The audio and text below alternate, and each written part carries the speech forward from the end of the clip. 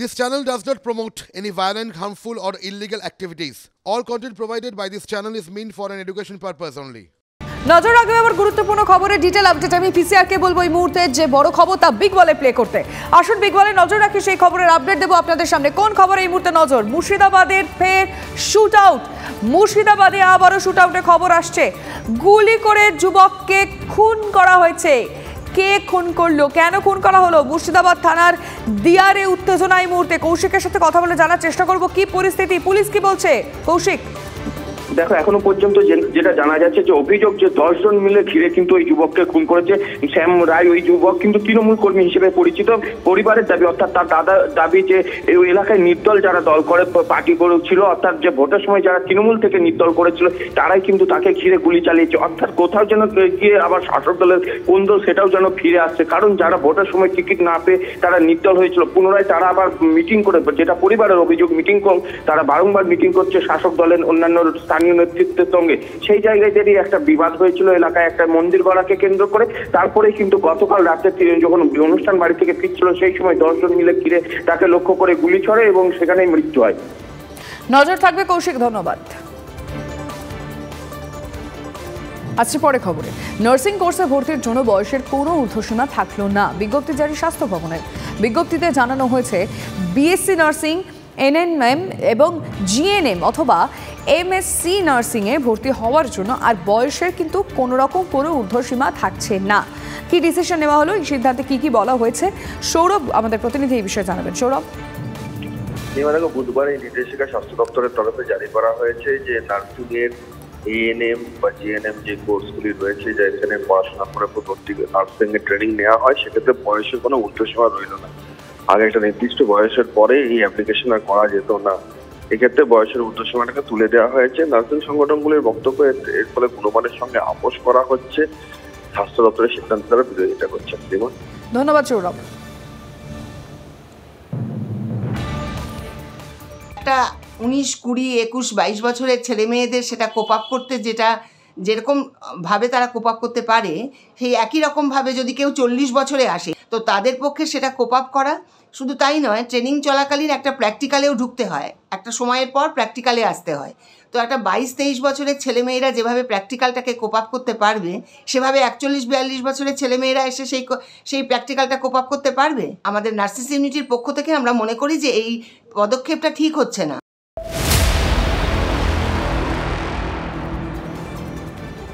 আসছি পরে খবরে।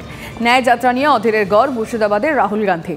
নবাবের জেলায় আজকে রাহুল 3টি জনসভা করবেন। কংগ্রেস শীর্ষ নেতা আজ তিনি ব্যাক টু ব্যাক সভা করবেন। রঘুনাথগঞ্জ, জঙ্গিপুর, ফারাক্কা সহ একাধিক এলাকা দিয়ে বাস যাত্রাও করবেন কংগ্রেস নেতা। মুর্শিদাবাদে রাহুলের ন্যায় যাত্রায় থাকছেন সিপিএম নেতা মোহাম্মদ সেলিম ও সুজন চক্রবর্তী।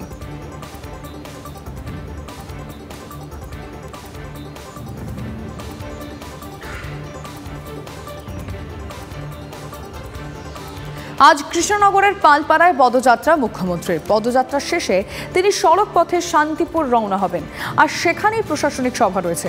প্রশাসনিক সভার পাশাপাশি দলের জেলা নেতৃত্বের সঙ্গেও বৈঠক করতে পারেন মমতা। আসন্ন লোকসভা নির্বাচনের জন্য প্রস্তুতি কেমন চলছে তারও খোঁজখবর নিতে পারেন তিনি। পাশাপাশি গোষ্ঠী কোন্দল নিয়েও দলীয় নেতাদের কড়া বার্তা দিতে পারেন।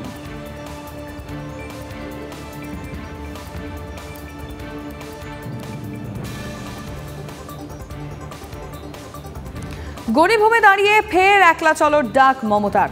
আমরা একাই লড়ব, বিজেপিকে আমরাই হারাতে পারি। বিজেপির বিরুদ্ধে একমাত্র লড়ছে তৃণমূলে। কংগ্রেস লোকসভা আসনে জিতে কি করছে? মালদা থেকে কংগ্রেসকে হুঁশিয়ারি মমতার।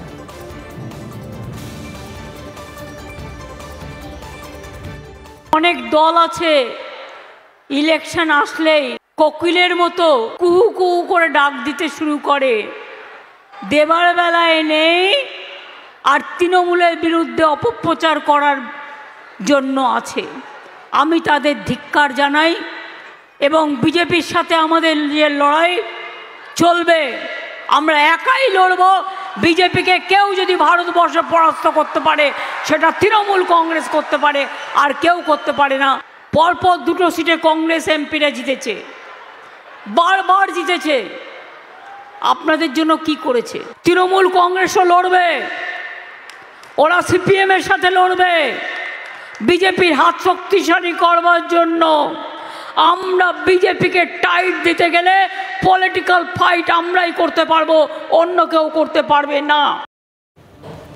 বিজেপির দালাল, রাজ্যে ভোট জটিলতা নিয়ে বামেদের দুষলেন মমতা। তৃণমূল নেত্রীর দাবি কংগ্রেসের সঙ্গে তার দলের ভালো বোঝাপড়া ছিল, কিন্তু সিপিএম সেই বোঝাপড়া নষ্ট করেছে, এমনটাই অভিযোগ মমতা বন্দ্যোপাধ্যায়ের। সিপিএম বিজেপির 1 নম্বরের দালাল। দেখেননি 34 বছর এরা আজকে কংগ্রেসের সাথে আমাদের আন্ডারস্ট্যান্ডিং ভালো ছিল, যদি কেউ খারাপ করে থাকে তার নাম সিপিএম পার্টি। সিপিএম আজকে সবচেয়ে বড় দালাল হয়েছে ওদের। আমি তো 2টো সিট দিতে চেয়েছিলাম মালদায়, একটাও এমএলএ নেই, বলে হবে না। আমি বললাম কটা চাই? 42, 42-এ 42টাই হারবে আর বিজেপি জিতবে, আর বাংলা এসে তারা মস্তানি করবে। আমি হতে দেব না, আমার ক্ষমতা আছে, হিম্মত আছে, আমি বিজেপিকে লড়তে পারি।